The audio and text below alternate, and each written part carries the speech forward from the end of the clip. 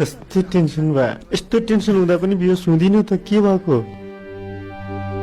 tension नलिनुन् बा कसरी नलिने टेन्सन एउटा 35 वर्षको केटा मसँग भिड्ने त्यसको औकात छ मेरो किल्लामा आएर मलाई हराए मेरो के हुन्छ सबै बालेन बालेन भन्छन् टेन्सन भयो त टेन्सन नलिनु के तपाईँ चुपलाक भोग्टे तँलाई के थाहा मलाई कति डर लाग्छ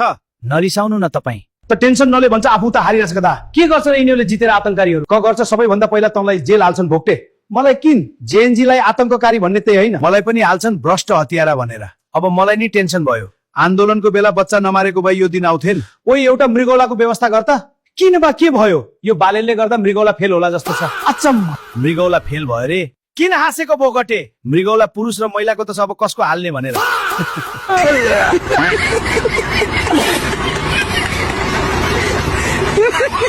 भोग्टे बढी बोल्छस् सरी सरी भोग्टे मरिसबा